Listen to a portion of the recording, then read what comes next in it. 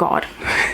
I'm so used to sitting in the chair with the back, but I'm sitting in my stool now, but I almost laid back and that would have been really tragic. That was almost really bad, but I saved myself. Hey everyone, it's Hailey. I almost forgot to do my intro, and welcome to a new video. So today I'm going to be doing another book haul. I've done a lot of book shopping recently, I'm not going to lie. Whenever I'm like in the mood to reinvent myself, if you will, I'm just like, okay, everything must change. I changed my hair, now I'm changing what I'm reading, and now because of that I have so many books to show you guys, and it's really kind of sad because I just recently did a book haul, and I also, this isn't even everything because I'm going to be doing a book haul specifically for romance books, and that will be coming shortly. And then I also have a stack back here, one second. Okay, and I also did a video recently where I actually like shopped for the books in the video with you guys, so this is what I ended up with from that, so I'll link that down below if you guys were interested. But it was just kind of out of my comfort zone book shopping, and yeah, that is like what I actually got in the video. But obviously I have a chair like full next to me, so I ended up getting a lot apart from that video. So we just have a lot of books to talk about today, which, I mean, there's nothing wrong with that. It's fine. So let's just get into it. I'm also filming way later than I usually do. Like, we have the lovely golden hour light coming in, so I'm sorry if the lighting changes as I'm doing this video, but I'm trying to pre-film stuff before I go to California, so like we're just flying by the seat of our pants here, but it's fine. I don't know where to start. I'm not gonna lie, I'm gonna pick up random things. Okay, so the first book that I have here, some of these were sent to me. This is one of the ones that was sent to me. So it is Foul Lady Fortune by Chloe Gong. This is the latest by the author of These Violent Delights, which, yes, I do still need to read it. I know it's sad, but I will get to it soon, I promise. Well, These Violent Delights is a Romeo and Juliet retelling, and it is set in 1920s Shanghai. This is set in 1930s Shanghai, and it features fake dating, which is so awesome. This book is about an ill-matched pair of spies who pretend that they're married to investigate a series of brutal murders. Like, I don't know what more you could want, honestly.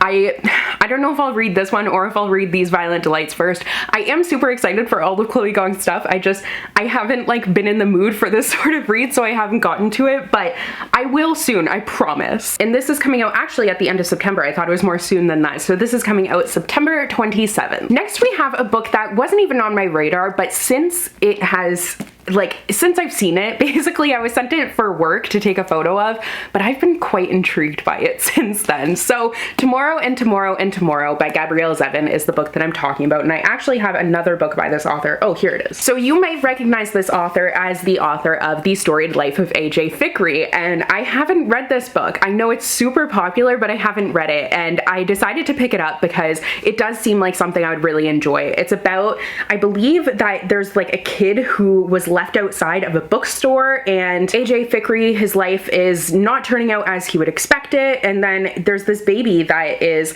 like left outside of his bookstore, so then things start to kind of turn around. Like, his wife has died and he ends up having this baby. So I'm super intrigued by this one. I'm sure it's going to be really heartwarming, but anyways, Tomorrow and Tomorrow is the one that I was actually talking about, but I am hauling both of these obviously. But Tomorrow and Tomorrow and Tomorrow, this is actually a love story, I believe, but it's about two friends who are often in love but never lovers. I think that was honestly the line that got me because I'm a huge fan of Friends to Lovers, and I was like, intriguing, very intriguing. So they end up teaming up as video game designers, which seems just super fascinating to me. So I'm just really excited for this one. It seems really different, and I've just heard such fantastic things about Gabrielle Zevin that I'm like, sure, I will try it out. And this one, you know, sometimes there's just those books that you're like, I don't know why I want to read this, but I really do. That, honestly, that is this one. The next few books were actually sent to me. So Exactly Where You Need to Be by Amelia Diane Coombs. This is actually a finished copy of this book, but I have an arc of it. I haven't gotten to it yet, but it is out now, so they sent me a finished copy. And this is about a character who is going on this final road trip with her best friend, and it's like her last chance to connect with her best friend before everything is going to change, I guess. So I really tend to love those books that deal with those transformative periods, and I mean, that's obviously going to be a really emotional thing. It's described as Turtles All the Way Down, which I love, meets, I think it was Love and Luck or Love and Gelato, so that's a really intriguing combination, and we'll see how that's going to go. I was also sent Our Story, Our Way, and this is by Jason Reynolds and Jason Griffin. So Jason Reynolds I am familiar with. He's written some really amazing books. I'm not sure who Jason Griffin is, but this seems to be just kind of like a different sort of story. I would imagine that Jason Griffin is actually the illustrator. So this says it took 376 cups of coffee, 40 doors, 22 paintbrushes, but it also says pens over top, so I'm not sure if it's 22 pens and paintbrushes, 178 boxes of cereal, and about 25 years, and 2 dudes to make this book. I believe that it's more of like a poetry sort of book with just a bunch of different, like it's an artistic journey. I'm not really sure, but I'll have to see. I'll have to kind of dive into it. It says a poet and artist, 1 black, 1 white, 2 voices, 1 journey. We'll see. Then I was also sent Bad Things Happen Here, and this is by Rebecca Barrow. Why do I feel like I've read something by Rebecca Barrow before? I don't know why that author sounds so familiar to me right now, but this is about a cursed island. I believe it's like kind of a summer sort of mystery story, which there's actually been quite a few of those coming out, so this seems to be like along the lines of that. An atmospheric and multi-layered mystery that surprises until the haunting end. Yeah, so if you're looking for a summer mystery, look no further. Next is Violetta by Isabel Allende, and this is about a character. Her name's Violetta. I'm not sure if it's actually based on like a realistic story. No, it's just a woman whose life spans almost or more than 100 years, and it's in the 20th century. So she has seen a lot of different events, obviously, and I feel like that's such a like hard time period to live through. So I was immediately intrigued when I heard this book just spans that whole time period and a character who was born in the 20s and then lives through all of those different things. So it definitely intrigued me a lot. Next is Wild Woman and the Blues by Denny S. Bryce. So I had been trying to think of what this book was when I was filming my little like book shopping out of my comfort zone video, and I'm so glad that I found it because 1920s, and it's actually, I didn't know this, but it is set in 2015 and 1925. So you're kind of jumping between the time periods, which is very fascinating. And it's set in Jazz Age Chicago, so you're getting like a full rounded, multi-layered story, and I'm just super excited for this. I love 1920s historical fiction. I honestly haven't read all that much of it, so I'm definitely excited to have this one to add to my reading list. Next is City of Girls by Elizabeth Gilbert. So I had kind of seen this book around, and I think I want to do a video. Let me know if you would like this. I kind of want to do a video where I read books that I would like see all the time. So I don't know about you, but do you have certain books that you've seen everywhere, but you haven't really heard anything about them, and you just see them advertised a lot or something like that? They're just books that you definitely recognize, but you've never really heard any reviews. Does that make any sense? So I have quite a few books like that for me, so I was thinking about doing a whole video where I talk about those books. So let me know if that would be something that interests you or not. But anyways, City of Girls is kind of one of those books that I feel like I have seen around a lot, and it's actually by the author of Eat, Pray, Love, which is really interesting because this is a fiction. This is actually set in the 1940s, but it is set in the New York City theater world, which is really interesting. I have read some books that deal with theater, but they're mostly YA. Like I've only really read YA books that deal with theater, and none of them historically. So I'm definitely intrigued by that. I believe it deals with like femininity too. That's a main topic of it. I think one of the most interesting things for me is that it's told by an older woman. So it's told the older perspective of a woman looking back on her life, which kind of gives me like Seven Husbands of Evelyn Hugo vibes, because you have this older character who's looking back on her life with pleasure, regret, like all of these feelings. So I'm definitely really interested in this one. Next is Next Year in Havana by Chanel Cleaton. So this is I believe she has some other books. Also, I'm not sure if it's Havana or Havana. Havana, is it Havana? I don't know what it is, so I'm really sorry. But this is also one where it spans different time periods. So we have Havana, I'm really sorry, 1958, and Miami in 2017. And the main character, her mother has died, but she ends up going back to Cuba. She's a Cuban-American woman, and she ends up going back to Cuba and discovering a lot of things about her family's past and her mother in particular, or her grandmother, sorry, it's her grandmother.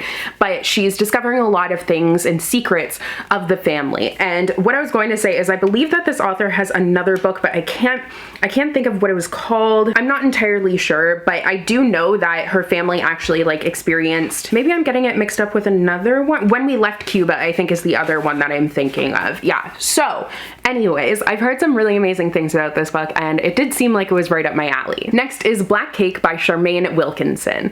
So I don't know why, like all of a sudden in June, I mean, because it's halfway through the year, but it feels like at the exact same time, everyone came out with their 2022 best of the year so far reading lists, and all of them had this book on it, and I hadn't really seen it before then, but once I saw that, I was like immediately intrigued and had to pick it up for myself. I've heard some really amazing things about this book, and now I want to know what all the buzz is about. I did actually start listening to the audiobook, but then I ended up moving on to something a little bit more fun. I wasn't like quite in the mood for this one. Sorry, my memory card ended up being full, so I don't really know where I left off, but anyways, what I was saying is I had started listening to the audiobook and I just didn't get further into it because I wasn't really in the mood for something like this, but it definitely was like really intriguing so far. So once again, it's a story about characters who their mother has just died, and now they're actually learning that their mother had a lot of secrets, and they're dealing with the fallout of that and like what the matriarch has done and the decisions that she's made, and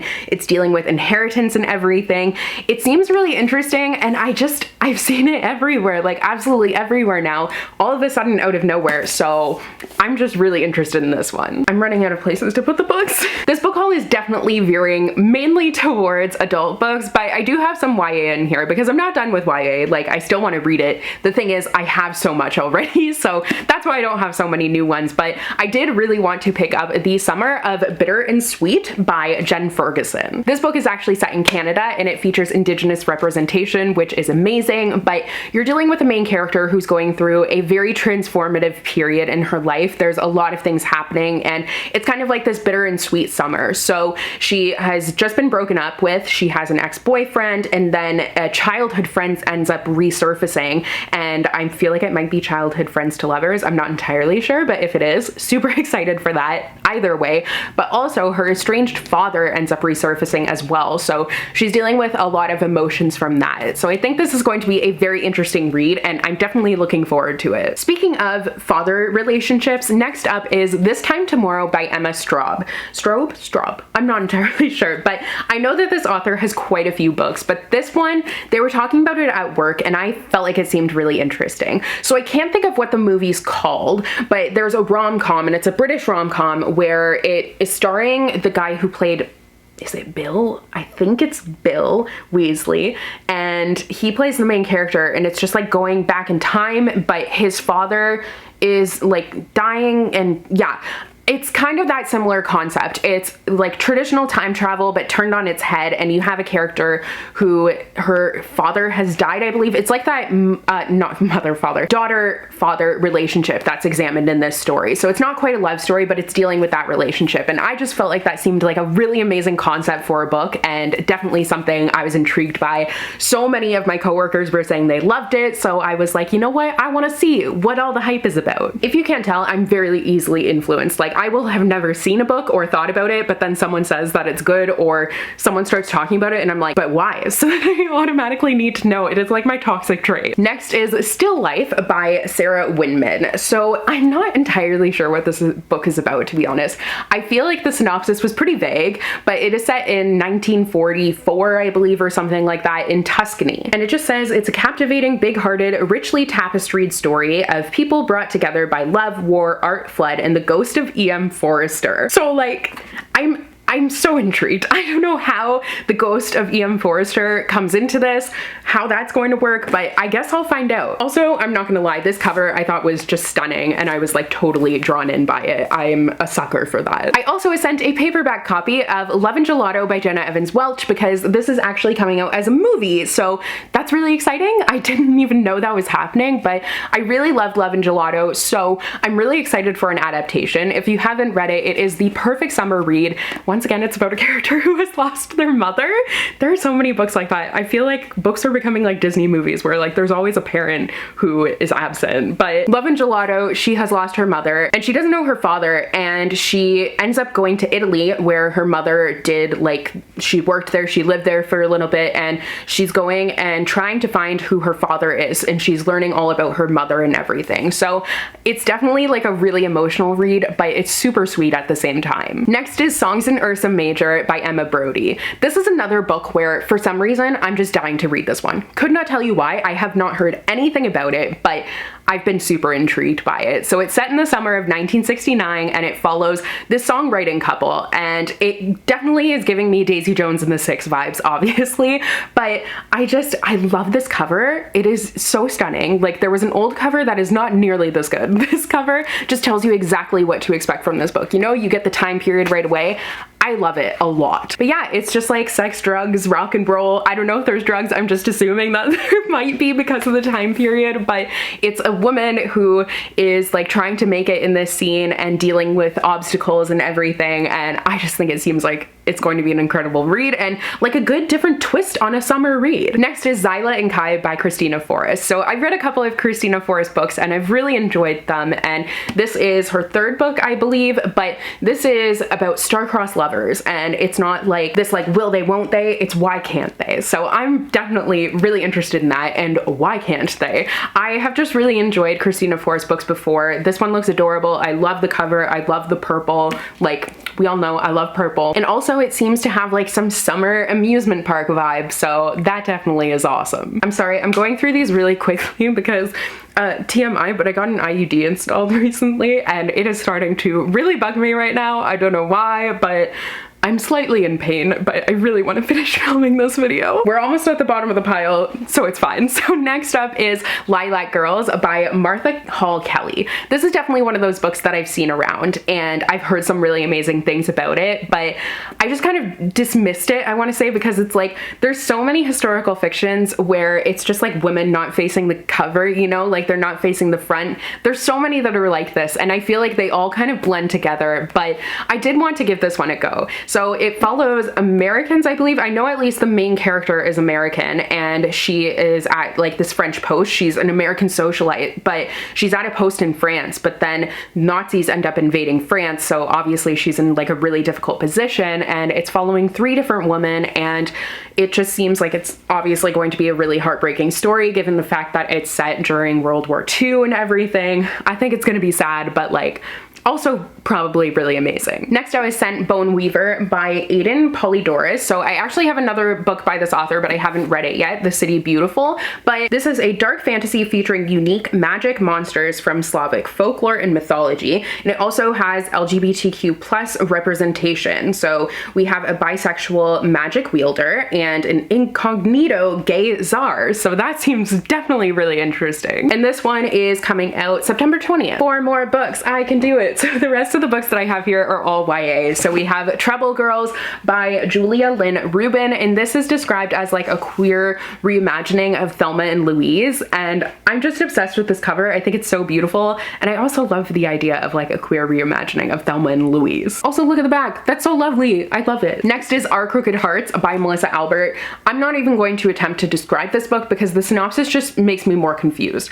I know it's about like a mother and a daughter, and it's the past and the present and like this twisted, creepy sort of story, but that's all. That's literally all I can get from the synopsis. It's kind of a difficult one, but it's by the author of The Hazelwood, so that is why I was really intrigued by this, because I did enjoy The Hazelwood so much, so I'm hoping I'll like this one too. Then we have This Vicious Grace, and this is by Emily Theed. This actually just came in the mail like the other day, so I was not prepared for this, but it's about 3 weddings, 3 funerals, and Alessa's gift from the gods is supposed to magnify a partner's magic, not kill every suitor she touches.